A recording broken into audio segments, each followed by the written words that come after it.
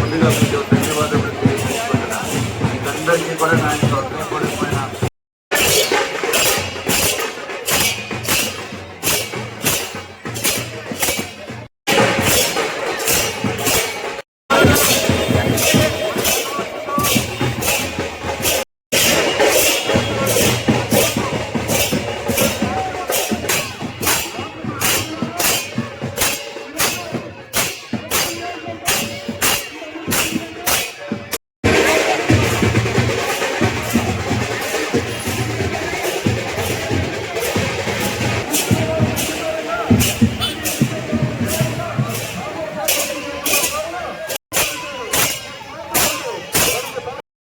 చెప్పేసి మేము అందరికీ తెలియజేస్తున్నాం. ఇప్పుడున్న ప్రభుత్వం చూస్తున్నట్లయితే అటువంటి అభివృద్ధి లేదు. మీ అందరికీ తెలుసు. ఇప్పుడున్న మన నిరుద్యోగ యువత చదువుకున్న మన పిల్లలు ఏ దిశలో సీజో ఇంజనీరింగ్ చేసి ఉద్యోగాలు చేస్తున్నట్టు ఉద్యోగాలు లేవు. ఎందుకంటే ఐటీ కంపెనీలు రావు.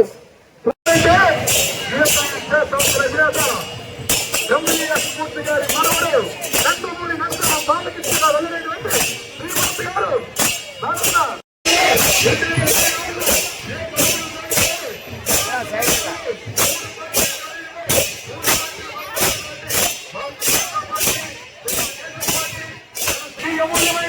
అతి పవిత్రమైన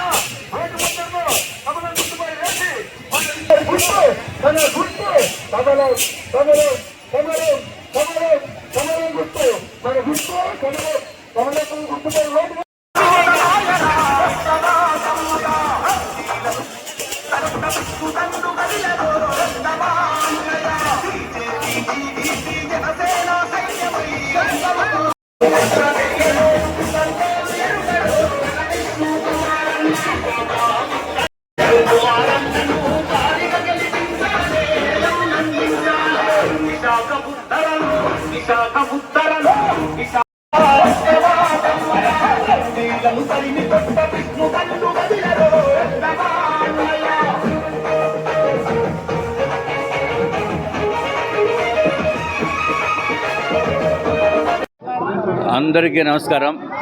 ఈరోజు 43వ వార్డులో మా ప్రచారం మొదలుపెట్టడం జరిగింది. అద్భుతమైన స్పందన వస్తుంది. ఎక్కడికి వెళ్ళినా ఈ జగన్మోహన్ రెడ్డి గారి ప్రభుత్వాన్ని ఈ రాష్ట్రం నుంచి బయటికి పంపాలి అనే ఉద్దేశంతో ప్రతి ఒక్కరూ కూడా ఎక్కడికి వెళ్ళినా అక్కడ బ్రహ్మాండమైన ఆదరణ వస్తుంది. 3 పార్టీల కలయిక మలాన మాకు ఈ అద్భుతమైన స్వాగతం కూడా పలుకుతున్నారు.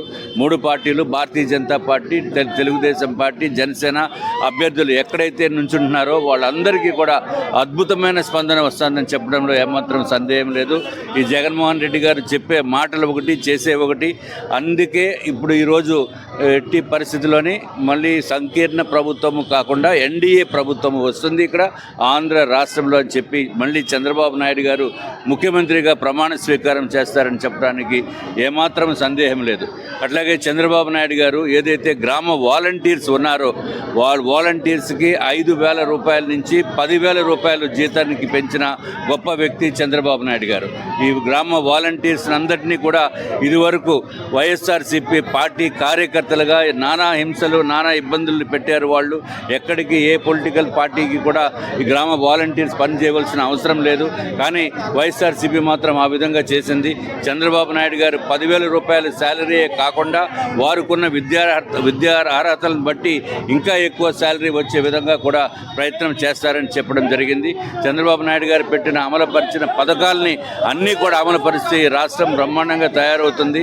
అట్లాగే 3 పార్టీల కలయిక మలాన భారతీయ జనతా పార్టీ, టీడీపీ, జనసేన కలయిక మలాన బయట ఇతర రాష్ట్రాల నుంచి, ఇతర దేశాల నుంచి పెట్టుబడులు పెద్ద ఎత్తున వచ్చేదానికి అవకాశాలు చాలా ఎక్కువగా ఉన్నాయి. కాబట్టి ఈ రాష్ట్రంలో నిరుద్యోగ సమస్య పోవాలి అంటే ఈ ఉమ్మడి అభ్యర్థులు మీరు ఎన్నుకోవాలి. ఈ రాష్ట్రంలో ఉద్యోగాలు ప్రతి ఒక్కరికి రావాలి అంటే చంద్రబాబు నాయుడు గారిని ఎన్నుకోవాల్సిన అవసరం ఉంది. చంద్రబాబు నాయుడు గారిని ముఖ్యమంత్రిగా అవ్వాలని అనుకుంటే విష్ణుకుమార్ రాజుని ఇక్కడ నార్త్ నియోజకవర్గం నుంచి ఎన్నుకోవాల్సిన అవసరం ఉంది. అట్లాగే ప్రధానమంత్రి నరేంద్ర మోడీ గారు మళ్ళీ ప్రధానమంత్రిగా ప్రమాణ స్వీకారం చేయటం అనేది ఖాయం. వారితో పాటు చర్చించి మాట్లాడి మన విశాఖపట్నం సమస్యల్ని ఆయన దృష్టికి తీసుకుని వెళ్ళడానికి శ్రీ భరత్ గారు సైకిల్ గుర్తుపై పోటీ చేస్తున్నారు. వారిని కూడా తప్పనిసరిగా ఈ మన విశాఖ ప్రజలు ఆదరించవలసిందిగా అందరినీ కూడా నేను కోరుకుంటున్నాను. అందరికీ నమస్కారం అండి. ఇవాళ నార్త్ నియోజకవర్గం విష్ణురాజు గారితో రోడ్ షోలో పార్టిసిపేట్ చేయడం జరిగింది. అయితే నేను చెప్పేది ఏంటంటే యాజ్ ఎంపీ అభ్యర్థి మేము వార్డ్ వైజ్ పర్యటన చేయడం మాకు తక్కువ సమయం దొరుకుతుంది, ఎక్కువ లార్జ్ మీటింగ్స్ పార్టిసిపేట్ చేస్తాం. అయితే ప్రత్యేకంగా ఈ నియోజకవర్గంలో వైఎస్ఆర్సీపీ అభ్యర్థి గత 5 సంవత్సరాలుగా ప్రభుత్వాన్ని వాడుకుని చాలా దౌర్జన్యాలు చేయడం, పోలీసులు వాడుకుని చాలామందిని భయభ్రాంతులకు గురి చేయడం చాలా బాధాకరం. ప్రత్యేకంగా చంద్రబాబు నాయుడు గారు కూడా ఇక్కడ పర్యటనకు 2020లో వచ్చినప్పుడు జస్ట్ కోవిడ్ ముందు చాలా రౌడీల్ని గుంపు చేసుకుని ఎయిర్పోర్ట్లో కూడా చాలా గోల చేసి ఆయన సిటీని రానివ్వకుండా పోలీసుల మద్దతుతో చేయడం అనేది విశాఖ వాసులందరూ దగ్గరుండి గమనించారు. అవన్నీ వాళ్ళు మర్చిపోరు. ఇట్లాంటి రాజకీయం, ఇట్లాంటి ప్రవర్తన అనేది విశాఖ రాజకీయంలో గతంలో ఎప్పుడు నేనైతే వినలేదు. సో అట్లాంటి ఒక అభ్యర్థిని ఇక్కడ నార్త్ ఓటర్స్ అందరూ ఓడించాలని ప్రత్యేకంగా కోరుతున్నాము. విష్ణురాజు గారు గతంలో ఇక్కడ ఎమ్మెల్యే ఉండి అనేక సొసైటీస్కి, ఏరియాస్కి చాలా సర్వీస్ చేస్తున్నారు. ఇవాళ కూడా మా కూటమి ప్రభుత్వం వస్తుంది కాబట్టి నేను ప్రభుత్వంలో ఈ అభివృద్ధి సంక్షేమం అనేది బ్యాలెన్స్గా తీసుకెళ్ళి నార్త్ నియోజకవర్గం డెవలప్మెంట్ కోసం కృషి చేస్తాం. చాలా చాలా ఇంపార్టెంట్ అండి. ఎందుకంటే ఇవాళ గెలుపు ఏదో ఇంకా కొంత మంచి చేయడం కాదు, రాష్ట్రాన్ని కాపాడుకోవడం. ఇవాళ పాలనని మారాలి, రాష్ట్రాన్ని మనందరం కాపాడుకోవాలి. మీ అందరినీ అందుకే అదే కోరుతున్నాము. ఇంకో టర్మ్ కానీ వైఎస్ఆర్సీపీ గెలిస్తే ఈ 5 సంవత్సరాలు మీరు ఫేస్ చేసిన ఇబ్బందులు, మీరు పడిన భయము ఇవన్నీ అందరికీ తెలుసు. భయపడకుండా బయటకు వచ్చి మీ అందరినీ ఓట్ చేయమని కోరుతున్నాము. ఎందుకంటే భయానికి, డబ్బుకు కానీ లొంగితే మీ ఒక్కరి భవిష్యత్తే కాదు, మీ పిల్లల భవిష్యత్తు, భావితరాల భవిష్యత్తు కూడా తాకట్టు పెట్టిన పరిస్థితిలో ఉంటాం. అందుకే మీ అందరినీ కోరేది పెద్ద సంఖ్యలో బయటకు వచ్చి ఓట్ చేసి ఈ కూటమిని గెలిపించమని కోరుతున్నాం. Thank you.